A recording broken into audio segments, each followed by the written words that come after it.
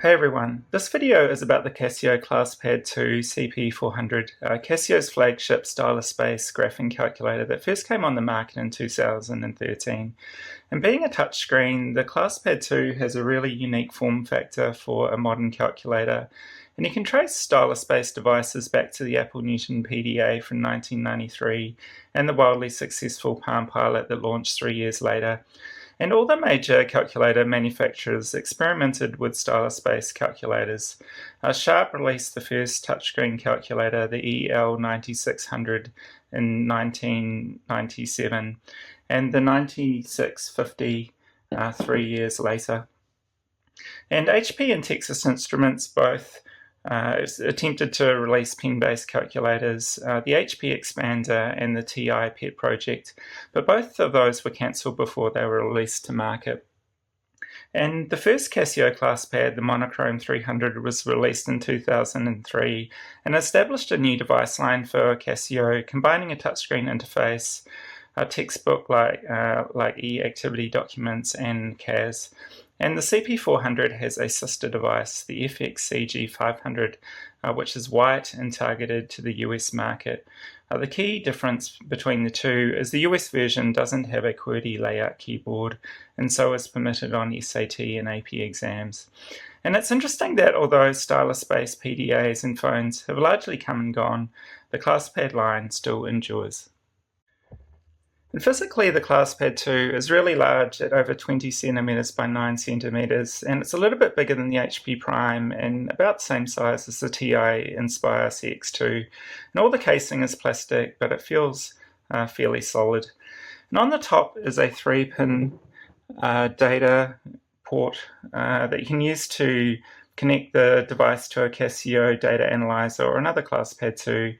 And there's also a mini USB port for connecting the ClassPad to a computer. And you can also use the USB port to power the calculator.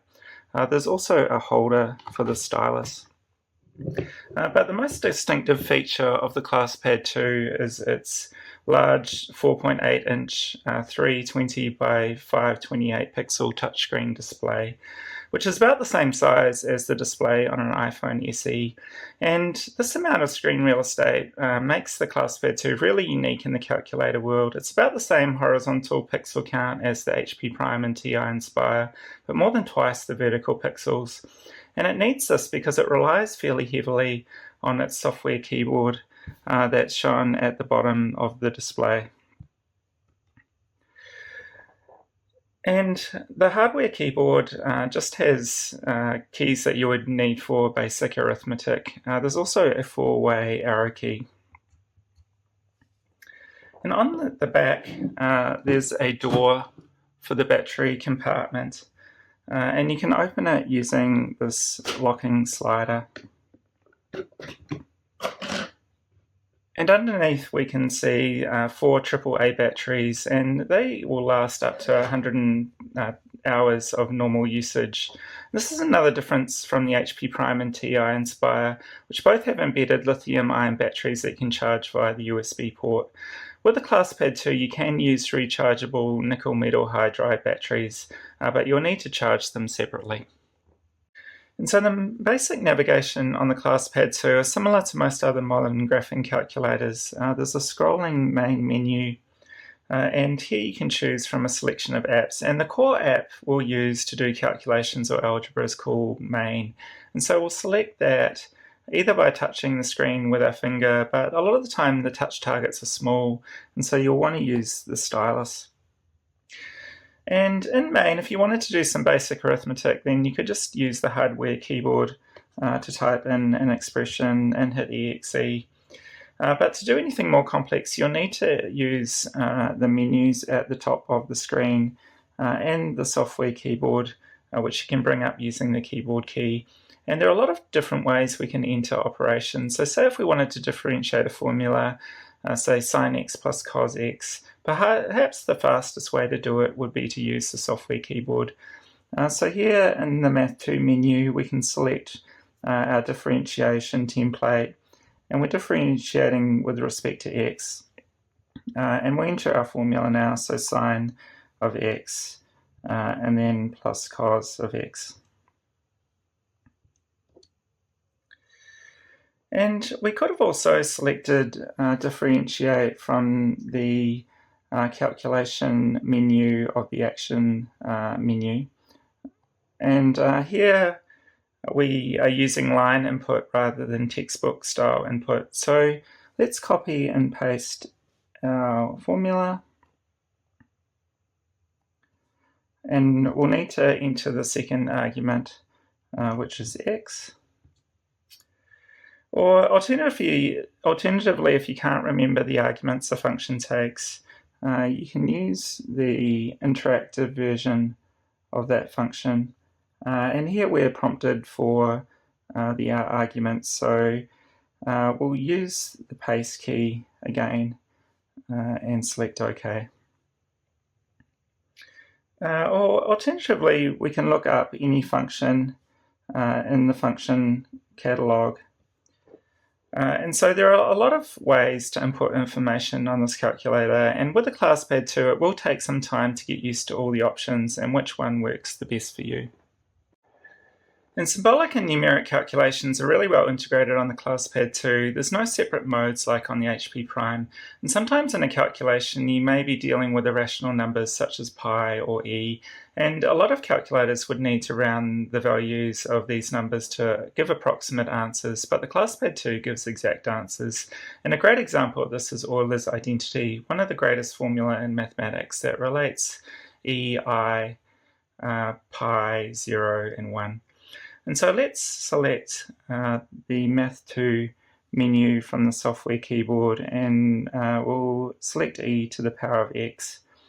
And we want to multiply I times pi together in that exponent and add 1. And so the answer is 0.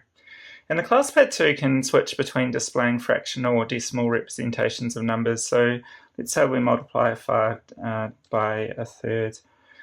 We can see the fractional result, but we can use the fraction to decimal button to convert to a decimal. And for floating point numbers, the ClassPad II supports 15 digits of precision. And for integers, it can store up to 611 digits. So for example, we can calculate 250 factorial and then scroll through the answer.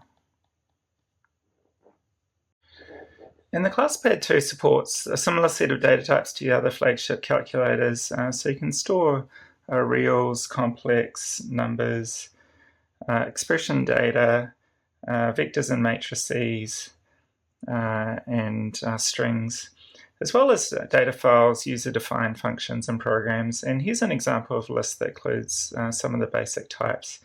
And with integers, you can specify numbers in different bases by prepending the number with the base abbreviation. So in this case, B for binary. And one of the things that the ClassPad II is lacking in comparison to the other flagship graphing calculators is its support for units. So on the HP Prime and TI-Nspire sets, you can attach units to numeric values, and that can be useful if you're doing scientific or engineering calculations. The ClassPad II also, of course, has a storage system for variables and files, and you can manage this via the variable manager in the cog menu. And here we see a folder system, so there's a concept of the current folder. And you can create new folders, but only at the top level. And you can also view the variables within a folder.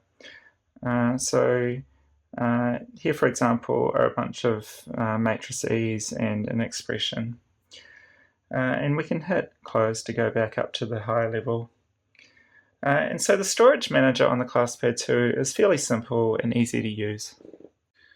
And so as we've already seen, the ClassPad II has a computer algebra system, or CAS, and it supports the usual range of algebra operations. So for example, we can expand a formula and we could factorize it again.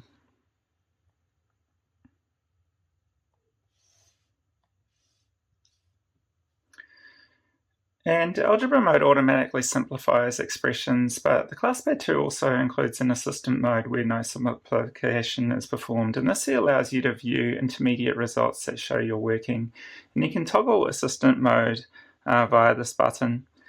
And now if we run the same expand operation,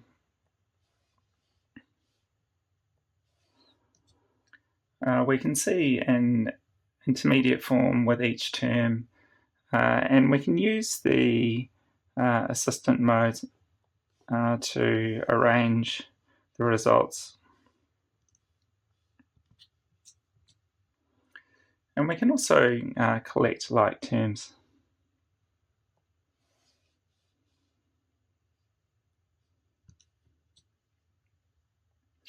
So again, the algebra system is really straightforward to use. And in the main app, a great use of the vertical screen space is split windows. So say we wanted to graph this function, we could add a chart window. And then we just drag our equation onto the chart. And we can even do analysis like find a local minima. And to close that split window, we hit the X. And we could have added any of the ClassPad 2's apps. And the ClassPad 2 supports a sophisticated document system called eActivity, and this is similar to the documents supported by the TI-Nspire, where teachers can distribute lessons and exercises. And so if we open the eActivity app, we can see an example of a document I've created, which includes a graph and also some attached notes. And you can tap on those to see the content. The ClassPad 2 has a nice range of built-in apps. Some of the main ones are, there's a stats app where you can enter data series and plot and analyze them. There's also a spreadsheet that acts like Excel with cell values and formula. You can also add graphs here. There's also a 3D graph app. And again, it's not quite as fast as some of the other flagships. There's also a geometry application. And there's also a sequence calculator. So for example here, I've defined the Fibonacci series. And all these apps are very analogous to those you would find on the HP Prime and TI-Nspire. And the ClassPad 2 supports two programming models. There are user-defined functions and basic programs. And so a user-defined function is exactly what you would expect. So I'll bring up my favorite example of the fall distance equation, the distance an object falls under gravity in time t. So as you can see, it's just a formula that accepts a parameter. And we can use it in the main app.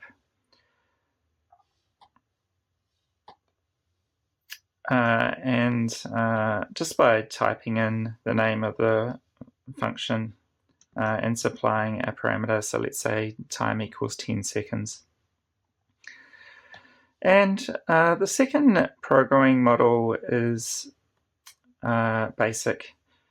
And here's an example of a program that calculates the solution to the N Queen's chess problem.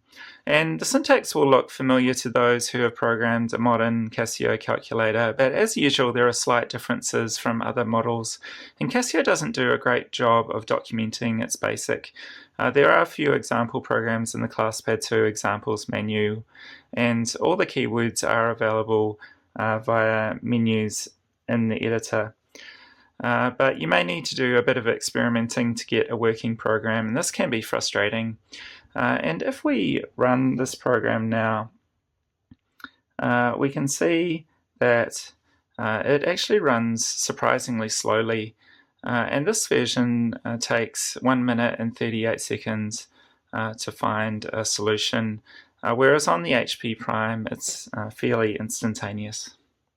And so in summary, the ClassPad II is a really powerful and mature device, and it's so similar in functionality to the HP Prime and TI-Nspire CX2. I think it's just a matter of taste to which is better, and I was initially worried the stylus space interface would be slow to use, but once you get used to it, you can be quite productive.